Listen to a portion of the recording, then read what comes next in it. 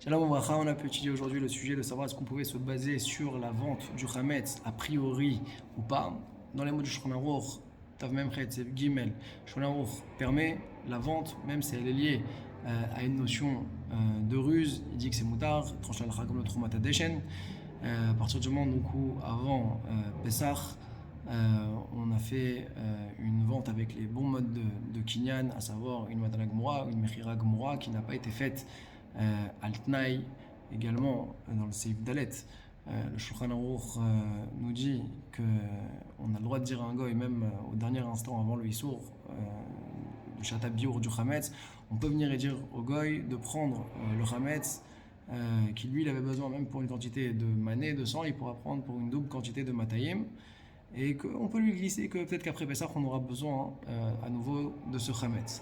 D'accord. Dans le Seif Gimel, il avait également rapporté la halakha concernant Hametz Shavar Alav Pessah, du Hametz qui a appartenu à un juif pendant Pessah, où là, même si c'était de façon anous qu'il a eu la possession de ce Hametz là, ce sera interdit d'en profiter. On a vu également le Levouche qui lui a fait entrer une nouvelle notion pour avoir le droit de vendre le Hametz aux non-juifs avant Pessah, c'est si le Ben Israël possède une quantité importante, arbé. D'accord. Hametz arbé, il dit le levouche. Alors là, à ce moment-là, on aura le droit de faire la vente au goy, comme on a dit avec les bons modes de Kinyan. Par contre, matana al-menat l'arzir, donné dans l'intention qu'ils nous rendent, ça ne marchera pas par rapport à Pessar Midin, Khumra des Pessar, contrairement au reste de la Torah Kula, où on dit que matana al-menat l'arzir, ça marche comme on l'a vu dans le cas du guet, ou bien même pour se faire acquitter du loulav à Sukkot par exemple également. On a vu également le bar. Le bar, il est médaillé dans les mots du Trumat Hadeshen, ce que le Beth Yosef a tranché donc dans la halacha, où il s'est marqué Raoui le horot la tête la goy michutz la bait. Il convient d'enseigner que on doit donner au goy qui se trouve à l'extérieur de la maison. Maintenant, de quoi il s'agit ici quand on dit à l'extérieur de la maison? Lui, il dit le bar, ici on parle du Hametz. Que le Hametz lui-même, il doit être à l'extérieur de la maison. Il ne faut pas que l'Israël conserve du Hametz qui appartiennent au goy chez soi à la maison. D'accord. Il dit qu'on aurait pu comprendre des mots du Beth Yosef que ça faisait référence au goy lui-même, que ce soit un goy qui soit extérieur à la maison, mais pas que c'est quelqu'un qui travaille chez nous à la maison. Il précise également le bar que si jamais on est face à une quantité importante de Hametz et qu'il y aurait un Efsed Meroubé qu'on a par exemple de l'alcool ou des choses comme ça, alors il y aura un système de faire acquérir l'endroit au goy en même temps que le Hametz qui se trouverait donc à la maison.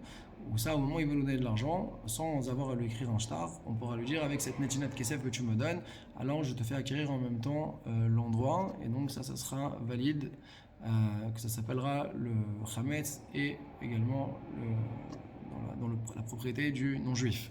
On a vu le Machatzit HaShekel qui lui, ce que le Trumat Hadeshen a dit, quand il dit Mechutz la Bayit, lui il veut dire que non, dans le Pshat du Trumat Hadeshen, c'est également le Hametz. C'est pas seulement le Hametz, c'est également le Hametz. On a vu que même le Goy, lui aussi, il doit être à l'extérieur de la maison. Et donc on n'aurait pas le droit de vendre le Hametz à un Goy qui travaillerait, par exemple, chez nous, qui serait à la maison. Là, si quelqu'un il aurait une femme de ménage à domicile. Maintenant, ils ramènent quand même qu'il y a des achonim qui sont cholkim, donc comme on a eu par exemple le bar. Et eux, ils diraient que non, ce serait vrai cette règle-là, que ce serait interdit de vendre au goy qui habite chez nous, seulement si c'est un vet kenani. Pourquoi? Parce que goufo canouille. On a vu également le Elia Rabba qui a précisé que les khatrila, on n'a pas le droit d'être mekel avec du Hametz Gamour, de vendre du Hametz Gamour. Ça, il faudra éviter donc de vendre le Hametz à un non-juif quand il se trouve bébé Israël dans la maison d'un Israël. On a vu le Maaserav qui lui est extrêmement exigeant et mahmir, que lui il appelle la vente quelque chose qui est garoua, qui est défectueux, qui n'est pas bon. Et donc il dit il faut s'empêcher de consommer de la farine qui a appartenu à un Israël ou bien même des shmarim, ce qui fait grossir la pâte, la levure, l'alcool, etc. Tout ce qu'il faut attendre de la nouvelle production pour ne pas tomber dans le issour de Hametz Shavar Lav Pesach, parce qu'il n'est pas du tout sommaire sur la vente, le Maaserav. Pour conclure, on a vu le Eshel Abraham qui lui nous dit, on voit bien que dans la marche Shava, dès le départ, on reconnaît le Maasé de la personne de ce qu'elle souhaite faire en voulant racheter finalement son Hametz. Alors comment on peut s'appuyer finalement alors sur la vente? Alors là, il va faire la différence entre les animaux, où là on va vendre nos animaux, mais en vérité on va leur donner du chametz, mais c'est pendant Pessah, avec le chametz qui a été vendu, que nous on veut utiliser après Pessah. Il veut dire que étant donné que pour la vente du chametz, quand il ne s'agit pas des animaux, alors étant donné qu'il y a eu un bitoul, on est que dans un issour des rabanan par rapport à Bali Rabali Matzeh, alors il dit ça, ce sera autorisé par rapport à ça, tandis que pour les animaux, où c'est un issour d'Oraïta, parce qu'on est dans le issour pendant Pessah, alors dans sa fait d'Oraïta, on sera à la Khumra Chazak Baruch.